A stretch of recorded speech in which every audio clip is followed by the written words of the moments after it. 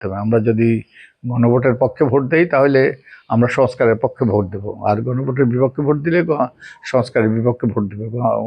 সংস্কারের পক্ষে ভোট দিলে যেই শেখ হাসিনা যেই স্বৈরাচারী ব্যবস্থা রেখে গিয়েছে সেটা দূরীভূত হওয়ার সম্ভাবনা দেখা দেবে। যে সংস্কার কমিশন গঠন করা হয়েছে, নির্বাচন ব্যবস্থা সংস্কার কমিশন, 8 জনকে নিয়ে এই কমিশন গঠন করা হয়েছে। আমি নিজেই সিদ্ধান্ত নিয়েছি কারা এই কমিশনের সদস্য হবে। এখানে সরকারের কোনো প্রভাব ছিল না।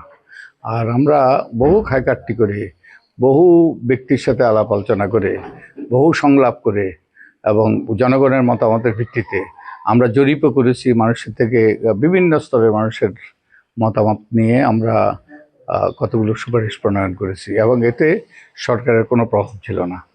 আমরা যেটা আমাদের অভিজ্ঞতার আলোকে, আমাদের বিবেক বিবেচনার সর্বোচ্চ বিবেক বিবেচনা এবং আমাদের যেই মানুষের মতামত নিয়েছি তার সেই সবের আলোকে আমরা আমাদের সুপারিশ প্রণয়ন করেছি। সরকার কোনোভাবে এটা প্রভাবিত করে না। আমরা এর মধ্যে যে কিছু কিছু সুপারিশ সরকার গ্রহণ করেছে, নির্বাচন কমিশন গ্রহণ করেছে এবং এগুলো আমাদের নির্বাচনী আইনে, বিশেষত গণপ্রতিনিধিত্ব আদেশ বা আরপিওতে অন্তর্ভুক্ত হয়েছে। তবে দুর্ভাগ্যবশত অনেকগুলো গুরুত্বপূর্ণ সংস্কারই কিন্তু আমাদের আরপিওতে অন্তর্ভুক্ত হয়নি, তাই এবার এগুলো বাস্তবায়িত হওয়ার কোনো সম্ভাবনা আমি দেখি না। এটা হয়তো একটু বেশি বলা হয়ে যাবে, তবে নির্বাচন কমিশন আমাদের জন্য যে অপূর্ব সুযোগ ছিল আমাদের নির্বাচনী ব্যবস্থাকে আরও যে পরিচ্ছন্ন করার এবং নির্বাচনী ব্যবস্থাকে আরও কার্যকর করার। যেমন আমরা প্রস্তাব করেছিলাম যে রাজনৈতিক দলের গণতন্ত্র, আমরা যদি রাষ্ট্র যদি গণতন্ত্র প্রতিষ্ঠা করতে হয়, রাজনৈতিক দলে গণতন্ত্র থাকতে হবে, রাজনৈতিক দলগুলোর আর্থিক স্বচ্ছতা থাকতে হবে, রাজনৈতিক দলের সদস্যদের মতামতের ভিত্তিতে মনোনয়ন দিতে হবে। এগুলো আমরা প্রস্তাব করেছিলাম। এগুলো দুর্ভাগ্যবশত এগুলো আমাদের আরপিওতে অন্তর্ভুক্ত হয়নি। নির্বাচন কমিশন এগুলো গ্রহণ করেনি, যেটা দুঃখজনক। তো এরকম অনেকগুলো সংস্কার প্রস্তাবে তারা গ্রহণ করেনি। তা সত্ত্বেও নির্বাচন সুষ্ঠু নিরপেক্ষ হইতে পারে, কিন্তু আমাদের গণতান্ত্রিক উত্তরণ যদি ঘটাতে হয়, অর্থাৎ গণতন্ত্রকে যদি টেকসই করতে হয়, গণতন্ত্রের যদি প্রাতিষ্ঠানিকরণ করতে হয়, তাহলে অনেকগুলো সংস্কার যেগুলো তারা গ্রহণ করেনি এগুলো গ্রহণ করা উচিত ছিল। এবারে মূল চ্যালেঞ্জ সববারের মতোই যে সুষ্ঠু নিরপেক্ষ গ্রহণযোগ্য নির্বাচন নিশ্চিত করা।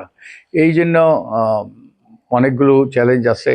নির্বাচনের জন্য বেশ কয়েকটা অংশীজন আছে, গুরুত্বপূর্ণ অংশীজন। সবচেয়ে গুরুত্বপূর্ণ অংশীজন হলো নির্বাচন কমিশন।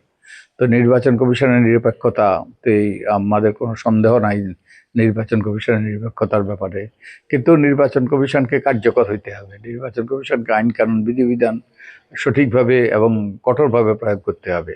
তাই নির্বাচন কমিশনের এই কার্যকারিতার উপর বহুলাংশে নির্ভর করবে। এটা একটা বড় চ্যালেঞ্জ। আরেকটা হলো সরকার মানে প্রশাসন, আইন শৃঙ্খলা রক্ষাকারী বাহিনী। তারা নির্বাচনের সমতল ক্ষেত্র নিশ্চিত করতে হবে। আইন শৃঙ্খলা রক্ষাকারী বাহিনী যেমন যে অবৈধ অস্ত্র উদ্ধার করতে হবে, তারা কোনো রকম অন্যায় যদি করে, সহিংসতা কেউ যদি লিপ্ত হয়, তাদের বিরুদ্ধে কঠোর ব্যবস্থা নিতে হবে। তো সরকার প্রশাসন এরা নিরপেক্ষ ভূমিকা পালন করতে হবে, কঠোর ক্ষেত্র বিশেষে তাদের কঠোর হইতে হবে। তারপরে আরেকটা গুরুত্বপূর্ণ অংশীজন হলো রাজনৈতিক দল এবং তাদের প্রার্থীরা। তো তারা যদি তাদের মধ্যে এখন তো দলের অভ্যন্তরে অনেক রকম বিরোধিতা, যারা মনোনয়ন দেওয়া হয়েছে সেই মনোনয়নের ব্যাপারে দলের মধ্যে বিভিন্ন ধরনের উত্তাপ উত্তেজনা চলছে এবং কিছু কিছু ক্ষেত্রে সহিংসতাও ঘটেছে। যখন প্রার্থী চূড়ান্ত হবে তখন দলগুলোর মধ্যে এই উত্তাপ উত্তেজনার সৃষ্টি হবে এবং সহিংসতার সৃষ্টি হতে পারে, তাই তাদেরও গুরুত্বপূর্ণ ভূমিকা আছে। আর আমরা নাগরিক সমাজের গুরুত্বপূর্ণ ভূমিকা আছে। আমরা ওয়াচডগের ভূমিকা পালন করতে হবে, আমরা অতন্দ্র প্রহরীর ভূমিকা পালন করতে হবে। অন্যায়কে আর একের সাথে আমাদের গণমাধ্যমে অন্যায়কে অন্যায় বলার সেই সৎ সাহস দেখাতে হবে এবং সঠিক তথ্য তুলে দিতে হবে। কোনো রকম পক্ষপাতদুষ্ট আচরণ যেন না করে সেটা নিশ্চিত করতে হবে। তো এই সবাই যদি তাদের ভূমিকাগুলো সঠিকভাবে পালন করে তাহলে সুষ্ঠু নিরপেক্ষ নির্বাচনের পথ সুগম হবে। তবে সুষ্ঠু নিরপেক্ষ নির্বাচনের পথ সুগম হওয়াই যথেষ্ট নয়। আমরা অতীতেও সুষ্ঠু নির্বাচন হয়েছে, যেমন 91 সনে সুষ্ঠু নির্বাচন হয়েছে, কিন্তু গণতন্ত্র ফিরে আসে নাই। ওই শুধু যদি সুষ্ঠু নিরপেক্ষ নির্বাচন হয় তাহলে একদিনের গণতন্ত্র প্রতিষ্ঠিত হয়, মানুষ ভোট দেওয়ার অধিকার পায়।